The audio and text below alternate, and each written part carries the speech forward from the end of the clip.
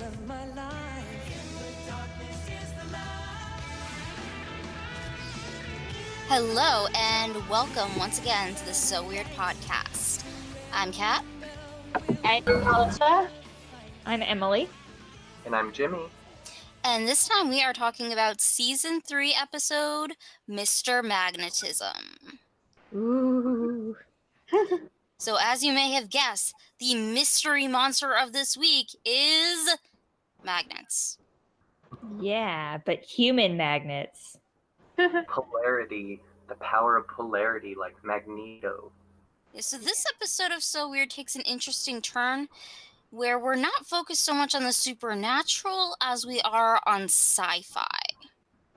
This episode has a different vibe compared to other episodes of So Weird because it's focused in a science classroom with science experiments relating to magnetism, and things go very strange with a cute member of Annie's class.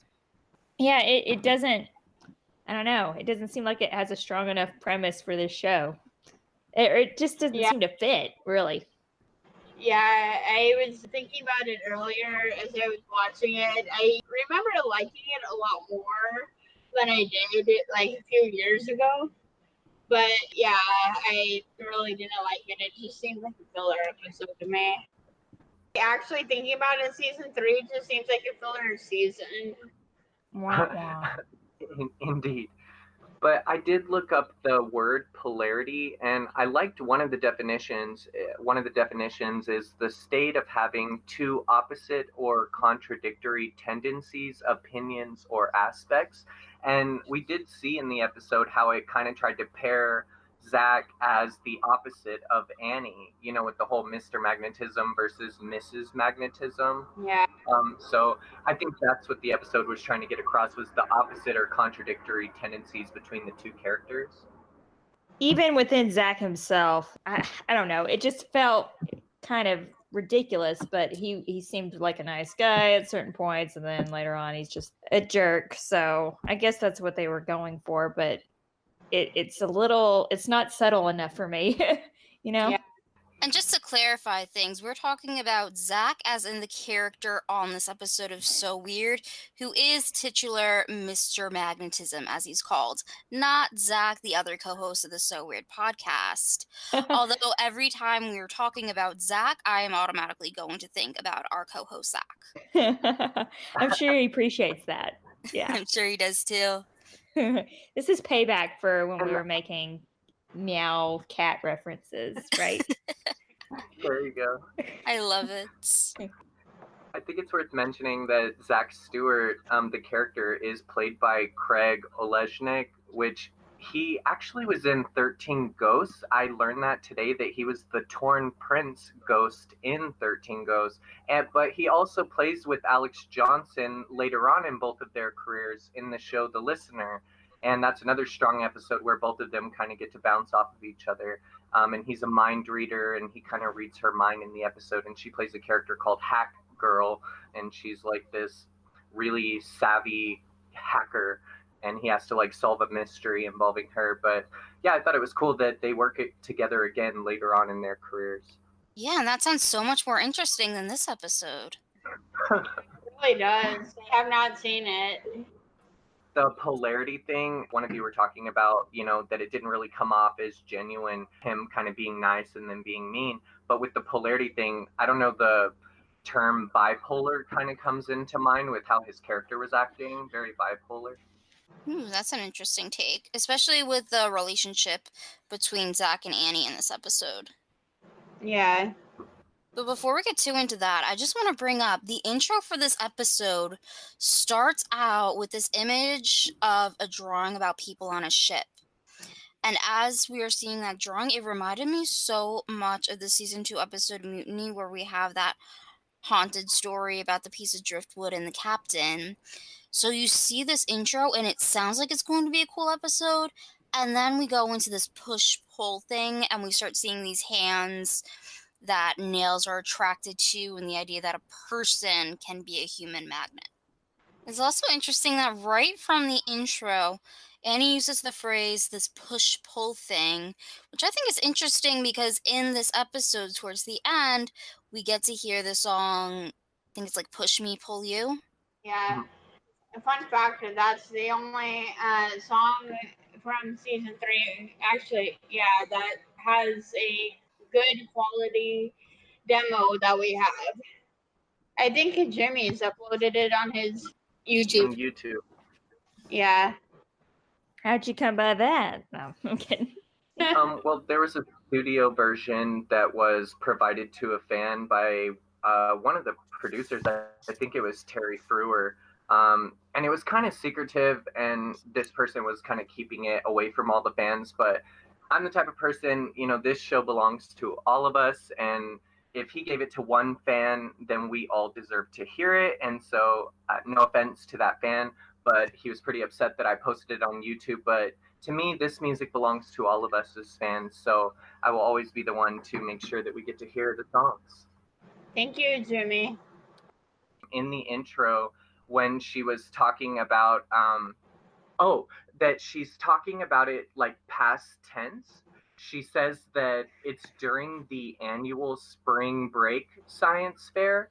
And so they're not actually like in school right now. It's actually like outside of the school curriculum that they're doing the science fair during spring break. And this was the first episode that I realized, okay, this already happened to Annie. And now she's looking back and telling us the story in past tense. Huh. Ooh, that's a good find. I never picked up on that. I like that. Yeah, that's interesting though, because it doesn't, I don't know, usually when that happens at the end of the episode, it comes back with another voiceover, like not in So Weird, but if someone's saying, oh yeah, this happened a long time ago, then at the end it'll be like, oh, but now I realize blah, blah, blah. Yeah, like usually somebody learned something. Yeah. And that's what she says. And it wasn't until the annual spring break science fair that I learned that people, could have a power of magnetism or whatever she specifically said. But that's when I realized, like, oh, okay, this already happened. She's now telling us the story in past tense. It was Huh. weird. I like that. That's a good point. I also think this episode is weird because something we always credited seasons 1 and 2 for doing is, or what we credit them for not doing, is not using eye candy or exploiting the actors for their looks. I really dislike the way this episode puts all the focus on, like, oh, look at this guy, Zach. He's so cute. He's Mr. Magnetism. We all want to date him. He's so cute. Let's go talk to him. It just rubs me the wrong way. Yeah, really. I like when Jack is like, what's so good about Zach? And I love when Rhonda says, well, Jack, clearly your experiment must have affected your eyes. Jack's like, my eyes are fine. I just feel like his dialogue, he didn't have a lot to work with, this Zach actor, and his dialogue wasn't very cool. It was hard for me to buy that he was the cool guy at school, I guess. Yeah, Especially since this is the only time we ever hear of him. Yeah. Yeah, the writing was very not on par for this one, and I think it was written by a guy named Ethan Lawrence, who this was his only episode, so. And again, I think this episode continues with season 3's theme of Annie just wants to be normal, but weird stuff just happens to happen around her. Yeah. Because even in this episode, she's like, oh, Zach's just a normal guy. So her friends accuse her of like snubbing him. And she's like, oh, well, I'm just being normal. And it's like, Annie, you're trying too hard. Stop being such a fake person. You think he's cute. Just do what you want to do, Annie. Yeah. So, you're bringing that up, how like, she is really irritated with him at the beginning, and then she agrees to go on a date with him, and it's like she kind of gives in. Mm-hmm. But like, then there's that scene in the hallway where Jack says she's acting weird, and she's like, I'm going out with the cool guy at school. Yeah. And I thought that was part of the mystery. That was part of like the weird element. Something was going on with Annie.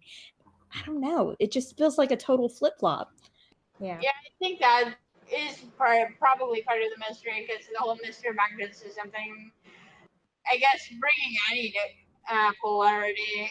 I don't know if that makes any sense, but I guess, but in terms of like him becoming Mr. Magnetism at the end, had he become a magnet before this episode at some point, or I don't, was it maybe like it's his personality. He has a magnetic personality. That's why they call him that. yeah? But At least still, his personality in this episode, from what we see, sucks. yeah, agreed. I feel like this episode was just trying to use the expression opposites attract and focusing more on the romantic aspect with getting Annie this love interest and trying to play off of that than actually writing a coherent story based on like this sci-fi phenomenon. Yeah. And I thought it was interesting that he, maybe not so much had a crush on Annie, but when he does initially go and like press the knob for her to get a drink of water, she blows him off.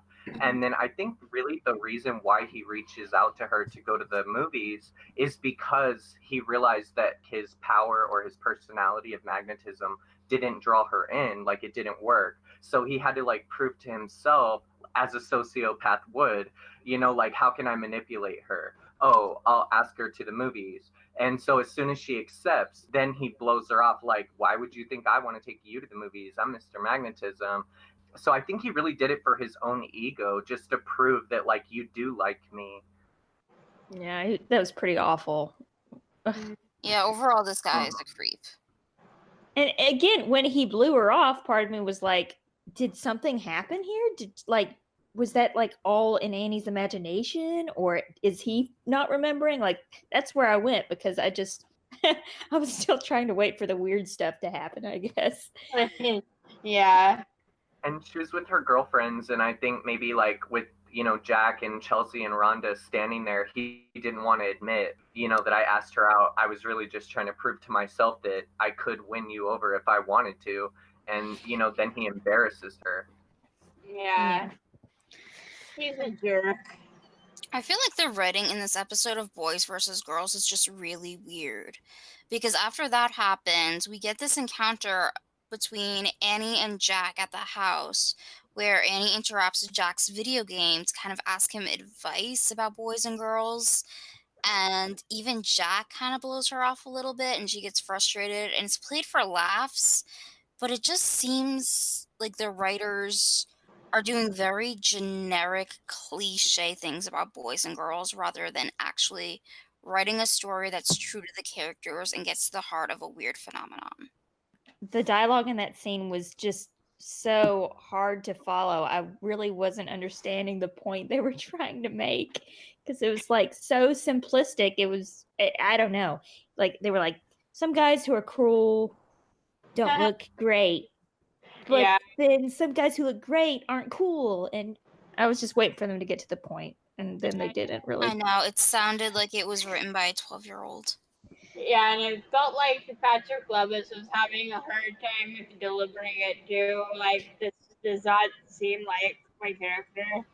Mm-hmm. I did like how when he blew her off initially, Conrad the Panther like was not here for it. Like as soon as he walked away, like the Panther like turns around in the painting and like looks at him. And initially I was like, why is the Panther there? Like what's gonna happen to her? Why would Conrad be there? And then I realized that maybe it was because he was going to initially try to turn Annie into Miss Magnetism and give her the power as well. So maybe that's why the Panther was there, to kind of protect her. Yeah. I guess.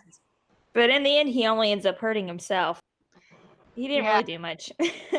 No, and he also gives me serious Jordan vibes from the season 2 episode Avatar, where Jordan wanted to make Fee his queen. Again, we had this guy obsessed with making our female protagonist like his submissive follower, like tied to him. And it's so contrary to what we love about our female characters that is just so cringy, and I want to punch this episode in the face. I don't like it much at all. I did like that Jack stood up to him and kind of tried to protect Annie. That's one thing I really admire about Jack, is that he's not afraid to be that knight in shining armor for like whatever cause he believes in. And he does talk really eloquently with male characters, like the Babel episode and this episode. It's almost like borderline, I don't want to say like homo, but it's like he really kind of isn't afraid to get like empathetic and to humble himself to the male characters in the show, like by saying like there's a good person in you, and I know there's a good person in you. Like it's like, wow, he's so sensitive. Jimmy, I'm kind of glad you brought that up because, okay, there's this scene with Jack and Zach, and Zach's showing off his experiment, and he like writes Jack's name, and then whenever he does the experiment, the magnets like are attracted to Jack's name. Yes. And then he says, Yeah, it's a little flirtatious. He's not afraid to like it's like almost like Zach flirts with anyone who will give him attention. I know. Yes. And then he said, I think it's pretty obvious, don't you? And there's like this pause, and I'm like, what do you mean by that? I am so glad you brought this up, because when I was doing the random shit videos a few years ago, I really wanted to include Jack and Zach. I just couldn't find the right song to fit it. Oh my god. I never ever saw that, but now it's one of those things I can't unsee. Well, it's just because the dialogue was just so weird. Like, he's like, I think it's pretty obvious, don't you? Right after writing Jack's name. And then there's this pause, and then he's like, then I'm going to kick everyone's butt at the science fair. I'm like, what? And then the way that Jack seems weirdly jealous when the girls keep talking about him, where it almost feels like Jack wants to be part of the conversation. Mm-hmm. Right. It seemed like Jack was jealous when Annie was interested in him. Yes. Yeah, I agree with that too, though. Nowadays we have like songs that you could make that ship video with. I was thinking of like a Troye Sivan song or something that you could do like a Zach Jack shipping video. That'd be funny. What Yeah, could for their sure. ship name be? Because both their names end in the same sounds. Oh, yeah. We can call him Zajak. Maybe work with their last names. Jagtism. That's another thing I didn't really like, how everybody seemed to be referring to him as first and last name rather than just first name. Like, okay, we get it, his last name is Stewart. Why? It's not special. Right. Also, another thing is relating to his creepiness factor. The fact is, he reached his like stalker level towards the end of the episode when Annie is home in a room alone practicing her guitar, and all of a sudden paper clips fly to the windows and a stapler comes flying and shatters the window. That is stalker level shit. Yeah, very That was disturbing. creepy. Yes. I don't think for a Disney show, like, it was meant to be taken that way, but I think it's very problematic that they're putting this as like, oh, they have this relationship and he's trying to court her, when it's like, no, that's not how you go about that. She doesn't need to try to make friends with him. She needs to call the cops on his ass. Yeah. And I wonder how far away he was. Was he like at home manipulating stuff in Annie's room somehow, or was he like right outside the window? He was outside It the sounds window. like he was. Yeah. You could see him? No, but she mentions the next day when she confronts him in school, she's like, you know what I'm talking about, outside the window. And he's like, oh, yeah, I just wanted, or I was mad at you because you weren't listening to me. And then she's like, do you know how much that scared me? Ugh. Like, that scared the crap out of me. And do you know how much it costs to fix a window? Like, it costs a lot of money. Yeah, like, the bigger issue isn't the window, it's the fact that he's a freaking stalker. Yeah. Yeah. I wonder what Molly thinks of that. I mean, did she know there was a guy outside her window? Well, like, she comes in afterwards and gives Annie advice, and they have that cute little hug. But I think part of the reason why I dislike this episode so much is because there is a lack of adults in here. We don't have Yeah. Molly. We don't see Irene or Ned at all, except we see a photo of Ned with Clue and Carrie in it. That's on the desk Yeah. when the paper clips go flying. As a kid, I like this episode because it came out when I was in 3rd grade, and we did a magnet activity in class, and I loved it, and it was so much fun. But everything about this episode, looking back on it now, is so messed up. It's not even really about the magnetism at all. It's just about how this guy is a freaking creep. I wonder if like Molly thinks that Annie just like picked up a stapler and like chucked it through the window. Like, how many times would Molly think that like Annie's just this problem child? Like, all this shit keeps going wrong when Annie's around. I think Molly's just used to this stuff. Yeah. She's like looking out the window with her cup of tea, like, I don't even know what to make of this. Like, what's really going on with this girl? Well, that's another thing where the dynamic of the show just gets weird with Annie, because that reminds me of the Blues episode where the record goes flying out of the record cover at Mrs. Addison's club, and Molly immediately blames Fee for like throwing the disc and tries to discipline Fee, and Fee explains like, no, it just went flying. But here, because it's not her kid, like, she doesn't take that approach. She's like, oh no, the window broke. I'm glad you're okay, sweetie. Instead of like placing blame. Yeah. Well, I kind of thought it was weird for Molly to be blaming Fee in the Blues episode anyway. Like, she knows her daughter wouldn't throw something on the ground. I thought that was kind of weird myself. Right? But it's funny to think of it from her perspective. Like, from Molly's perspective, all she sees is this record go flying at this lady that just basically bitched her out. So it's like Fee's like, bitch, and she like throws this record at the lady. From Molly's perspective, she's like, Fee, how dare you? Getting back to the episode, I like that, you know, they kind of try to come up with why or how Zach gained this power. When Annie comes back into the classroom to look for him, and then she sees him in the closet, which she looks both ways in that closet, and then all of a sudden he steps out of like nowhere. But it's like, where was he? Like, clearly she should have saw him. But he makes a point. He says something could have caused the magnetic waves to maybe act on the iron in my blood. And so I was thinking like, oh, well, that might, you know, like explain how the polarity took control of his body. But then it's funny how certain metal objects attract to him, but then there's like all kinds of other metal around that didn't attract to him. Didn't really think about that. When he's like pulling the ruler off his leg, he's literally standing right next to like a metal shelf.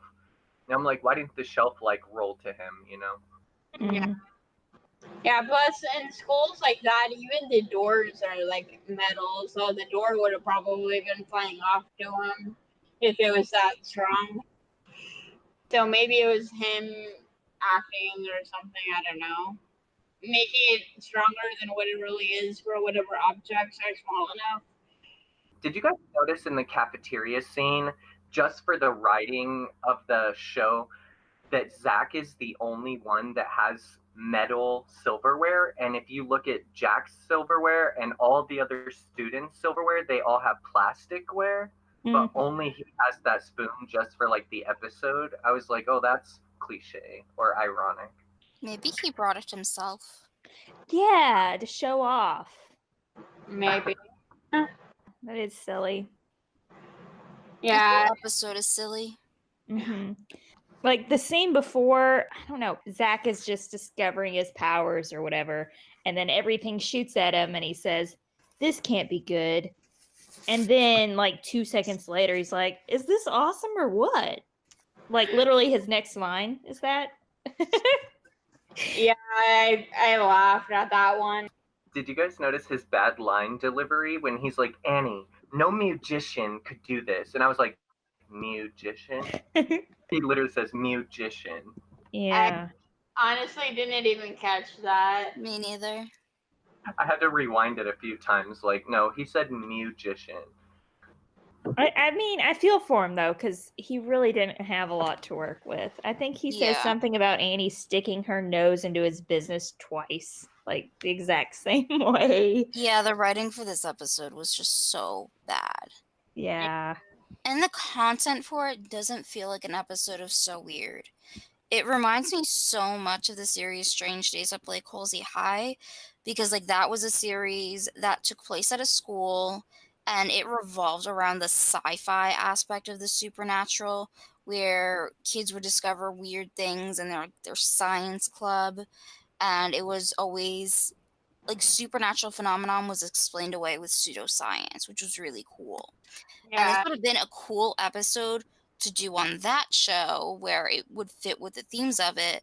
But for an episode of So Weird, it's nah. It's yeah. a no for me, bro. I also thought it was worth mentioning that during the window scene when Annie's having that interchange with Molly, she says that she wants to sing her song at the science fair, but with different lyrics. I wonder what the original lyrics were, just in the fiction of the show. Mm-hmm. Honestly, I'm curious too. What also really bothers me that the songs in season 3, they're so overt and specific to the episode. Like there's no depth to them. They're all focused on plot rather than character development.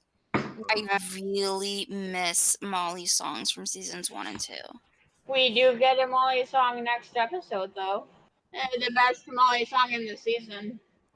I probably heard it once, so It's a different story. Different Yeah, story. that one I do like.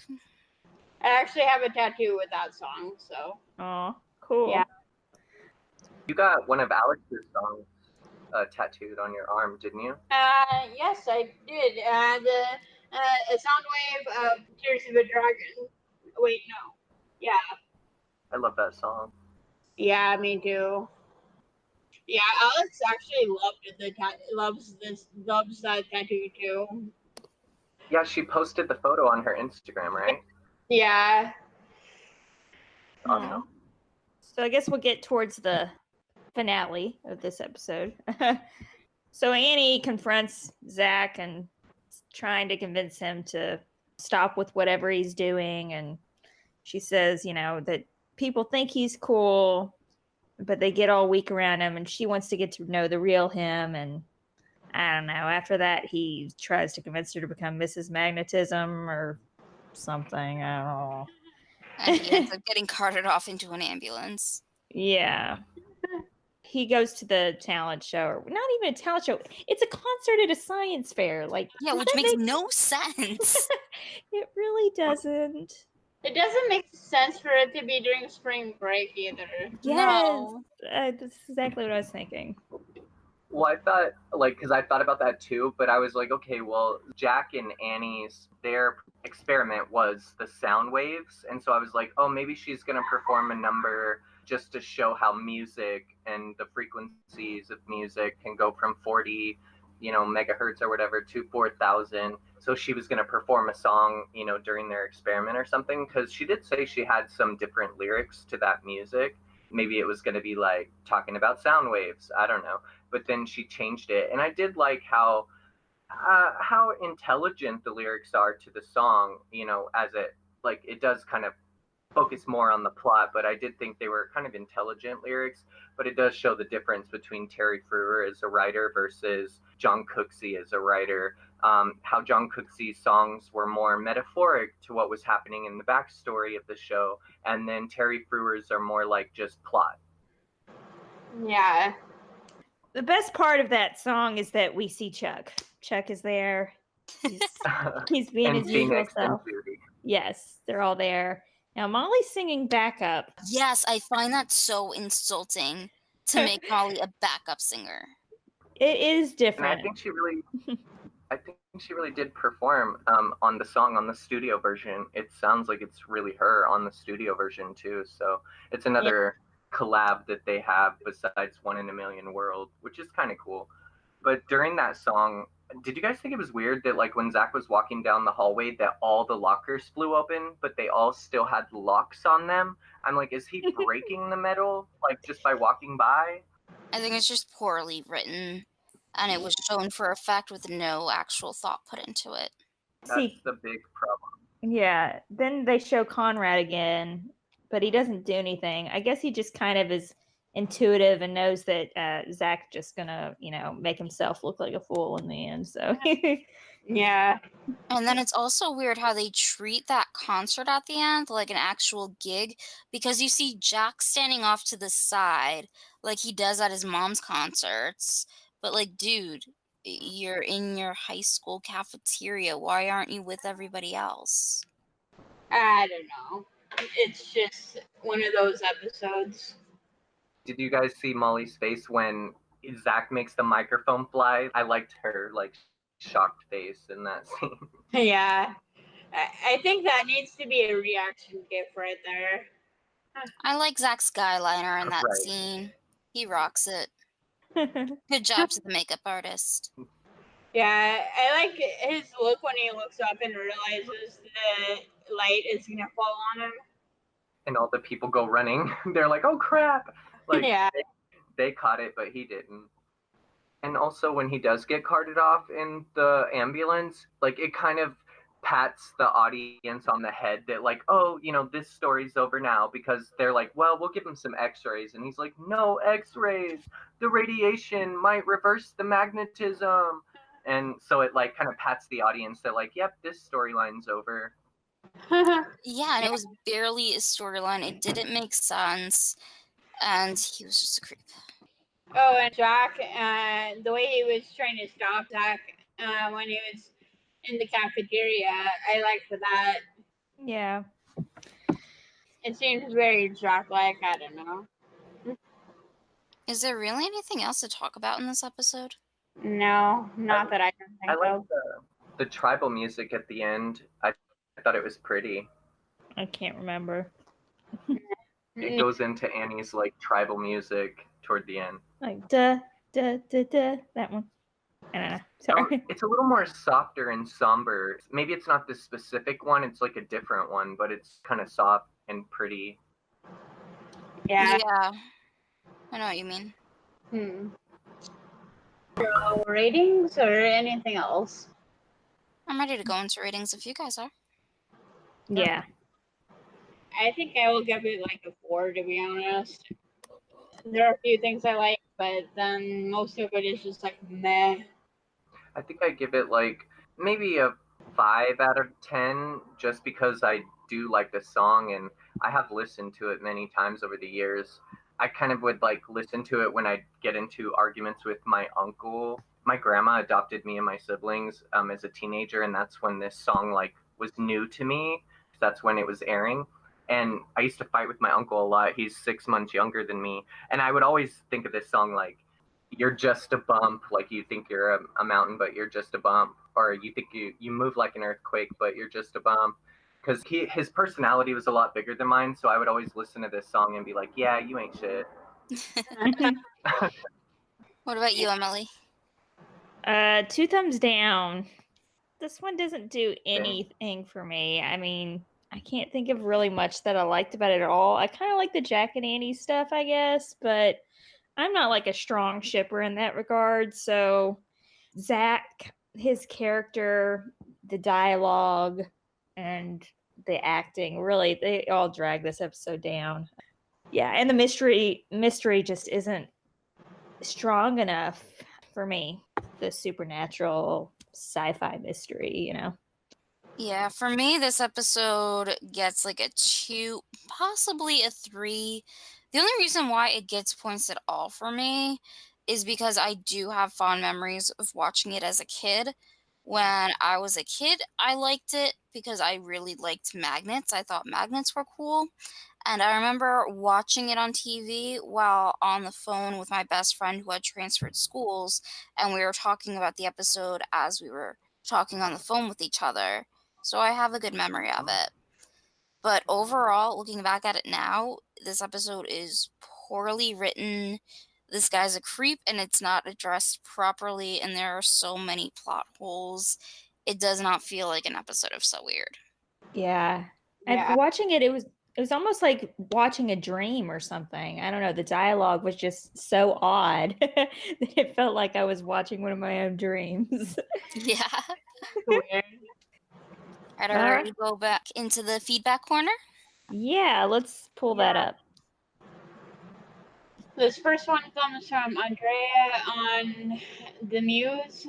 She says, I appreciate this review and it inspired an interview question. If you ever interview Alex Johnson, will you ask her about her personal muse? I want to know what has and does inspire her in the music industry. I love the deep analysis on the Thinking About Tomorrow song and the way you tied into the line, one day the sun will rise from another world. I also want to point out that seeing Rick and the silent indication that he gives, assuring her that it is okay to move on, also ties into more like a river. When Molly sings the line, I know what you'd say to me, finish this dream. And thank you all for the deep digging you do into the little details of the show. I didn't even notice the inconsistencies in the Molly Rick tagline. Your attention to detail never fails to impress me as I listen to these episodes, which I will be doing more regularly again. Oh, and Zach, about rewatching Even Stevens. My brother and I did that back in December 2017 when I was home for a brief visit. We still love this show, and we both thought that Twitty's hair looked like blue balls. Thank you so much, Andrea. Yeah, I really love your comments about the deep analysis on the songs because that is my favorite part of this podcast. I love that we're able to dig into it so deeply and analyze things. and I will definitely make a note to ask that to Alex if we ever interview her. Yeah, that's a really good question. Jimmy, do you want to take this next one? Sure. It comes from Moonlight Real on the Babel episode. It says, even at age 15 or whatever, I noticed Molly's sudden dyslexia and sudden cat allergy and recognized lazy writing. I bet the showrunners from the first two seasons would have caught that and fixed it so those two retcons wouldn't have happened so close together. But while trashing the writing, I have to give props to the actors. Mackenzie Phillips, especially, is still giving it her best, even as the season goes downhill around her. And she really is a talented actor and singer, and it's such a shame the crap in her life kept her from being as great as she could have been. Awesome. Hey, Mackenzie Phillips is still doing great things. She opened what was it? A counseling center. The Breathe Life Health Center in LA. It's a drug and alcohol facility. So Yeah. that's pretty awesome, I have to say. Yeah, she's an amazing person and she's still doing a lot of great work. Mhm. We have another comment on the Babel episode from HCYS8F on, I guess this was Podbean. They said, in this episode, I don't think that you should have made fun of the idea of God or the Bible because even the Bible itself has ties to the supernatural. And from what I've seen in lots of documentaries is that the Bible is part of the mysticism of the Hebrew Bible. It's where the idea came for like Harry Potter and the Lord of the Rings. And then they commented further, the reasons why I said those things, the real reason is because I'm a Christian. When I say that the Bible is part of the idea of the supernatural, it's because of what you guys said about so weird, because I've seen lots of documentaries talking about stuff that relates to the Bible. And as to the joke about God, I just think that you guys should know better than making fun of my religion. And I think that basically that pretty much sums it up. I think they were referring to something we said in the episode about camera looking up at God. It was kind of just a throwaway joke that we made at some point. And I'm assuming that's what they found offensive. So nobody on this show meant to be offensive or make fun of religion, especially since we all have different faiths. Some of us are Christian, some of us are not. I wasn't on the episode that day, but one thing that I did want to talk about on that is the way that So Weird handled religion because it varies from what I grew up hearing religiously and what I was taught about the Tower of Babel. So I think the episode itself is a difficult one to talk about in regards to religion because what religion says is one thing and what the show says is another thing. So it's a touchy subject, but it was never meant to be made fun of. And I'm sorry that you took it that way.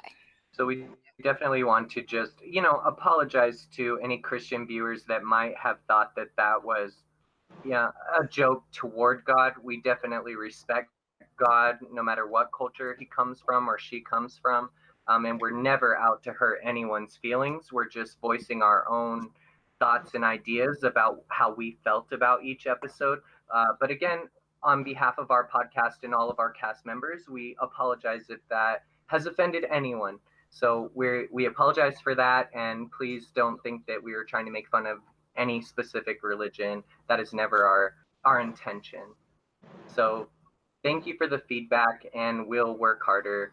And we Yeah. never meant to offend anyone. We love all people of all cultures. I agree, and I'm sorry that was upsetting to you. And this next comment is also from the episode Babel from Andrea. I'm with you, Zach. I like ginger snaps too. In fact, when I have things to do, I often play that movie and use it as background noise. Another thing I want to mention is that for the Babel episode, we just barely see the car that Jack and Clue bought together and drive as they are heading into the school with Annie. I appreciate that little bit of continuity. Since Mr. Magnetism is the next episode in line, I just want to say to Kat that I think your Zach Annie pairing is one of the most well done random ships in your videos. If you told me that Taylor Swift's Invisible lyrics accurately represented how Annie felt about Zach, I would believe you if I didn't know any better. The clips were paired so well with the music in that video. What strikes me as interesting is that technically, the whole episode is flashback. Annie does talk about magnetism in a historical sense, but she also relates to the personal experience of what happened with Zach. When she says, until one day when school was planning its big annual science fair, that's when I found out that magnetism could be pretty dangerous in the wrong hands.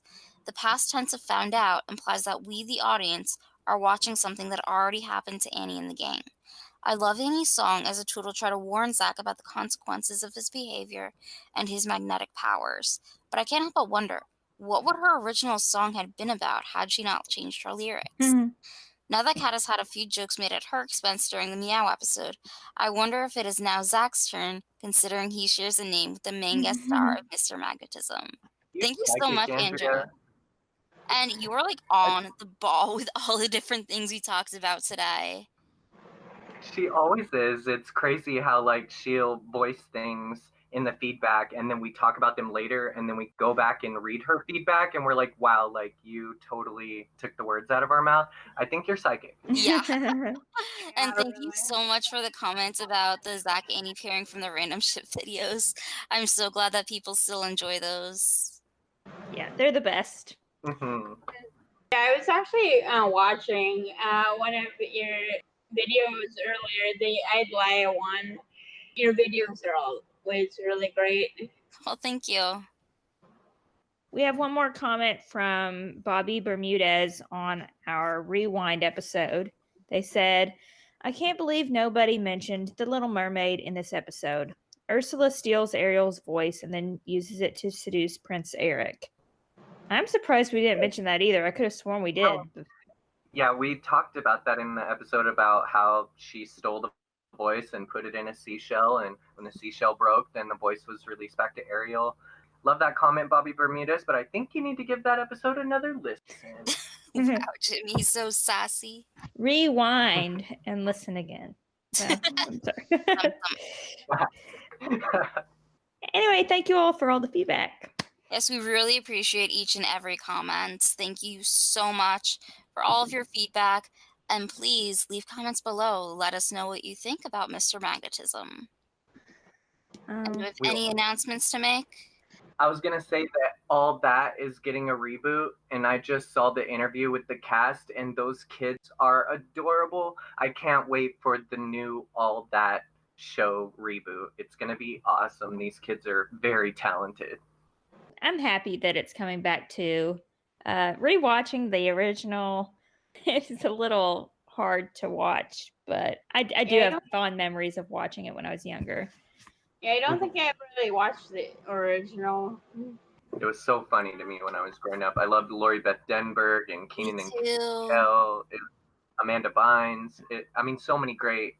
What was his name? Zaccarelli. I forget his full name, but he played on Pete and Pete. I Danny mean, that Tamborelli. cast, they all. Danny Timberelli, yeah, he was amazing. All those actors were great back then, and back then for our comedy as teenagers, I think it really hit home with us because it was so quirky. It was kind of the SNL for preteens, and so it was really funny to me growing up. Yeah, and also Gabriel Iglesias started out on all that. I did not know that. Yeah, he was on like one of the last seasons of the original cast. Wow. That's amazing. He's fantastic. I keep up with him even to this day. Me and my partner, we love him. That's funny. That's great. Yeah, so I'm glad to see that Nickelodeon is rebooting some of their older shows. It would be nice if Disney could take another look at So Weird and see if they could do a little something something. Mm-hmm. Yeah. But that allows me to segue into the discussion of a Disney Channel supernatural show that's coming out. One of our listeners sent this into the Twitter account, I think, or maybe to me. I don't remember. But basically, there is a pilot being developed for Disney Plus for a series called Sulphur Springs. It's called Silver Springs. Sulphur Springs. Oh, I thought you said Silver Springs, and I was like, whoa, that is so weird. Because Cara Delicia and Patrick Levis, stars of So Weird, were born in Silver Springs, Maryland. Yeah, I know, but no, it's Sulphur Springs, which is interesting because So Weird's, Fee and the Phillips family are from Hope Springs. But anyway, okay, so it says written and executive produced by Tracy Thompson and Charles Pratt. Sulphur Springs was originally developed as a potential pilot for Disney Channel. At some point, the project that is described as a Stranger Things like supernatural drama for the younger set was pitched to Disney Plus. And so basically, it's got a cast contingent series order. It's about a boy and his family moving into a supposedly haunted hotel on the edge of a small town called Sulphur Springs. So I don't think they know if it's going to be live action yet, or I guess like a one cam or multicam show. But there you have it, another supernatural show for kids from Disney. Sounds really interesting. Well, Yeah. there's two ways it could go. One thing I think that all of us are really missing about a lot of the dramas that were on when we were younger is the whole drama aspect. I feel like Agreed. Disney needs to dive more into drama and not so much the sitcom-y, slapstick, funny shows that were out for millennials, which those are great too, but I would love to see a show that really dives back into the supernatural and the drama with a younger cast, We'll see. Is that everything? The only other thing I was going to mention is that I recently went to Colorado, which, as we know, is where the Phillips family's from. Did you bring back a stick? No stick, no. I was looking around for So Weird kind of stuff, just for fun, imagining, oh yeah, if he could have been here or whatever. I found some Bigfoot socks and some alien socks in some souvenir shop, and I was going to buy them, but nah. But I did end up going to Red Rocks, which was really cool because Molly Phillips performed at Red Rocks in the Fountain episode for the benefit for children with special needs, I think.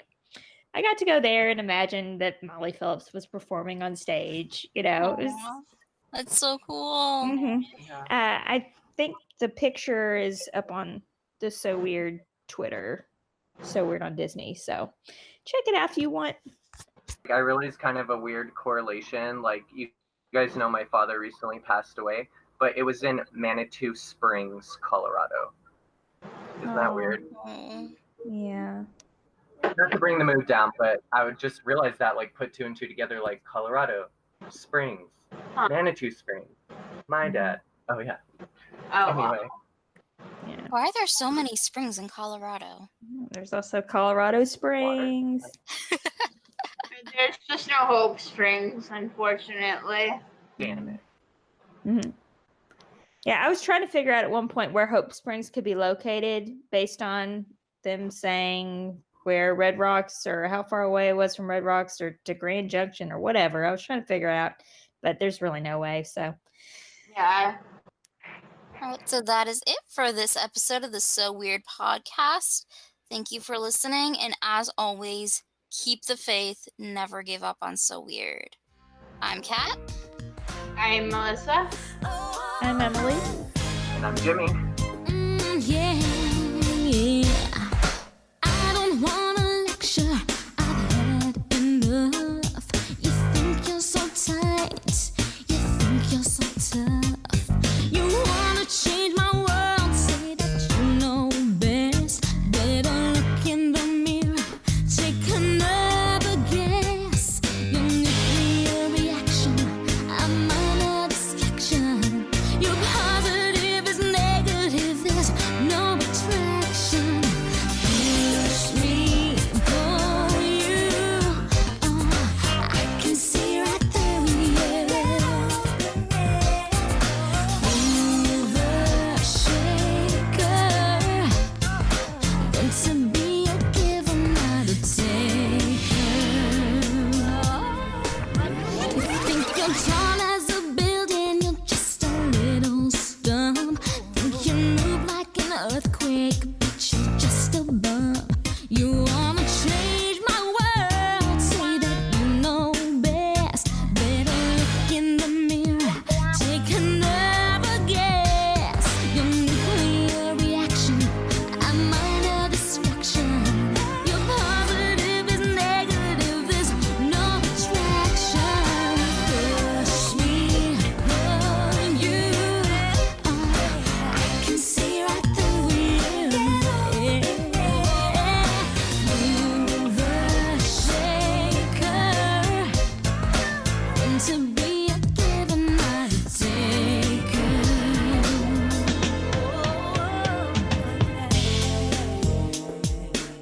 Yeah, yeah,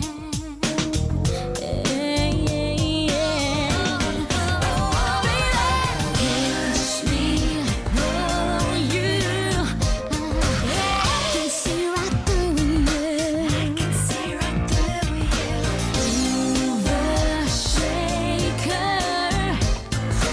Want to be a giver, not a taker. Push me, pull you. I can see right through you. Yeah.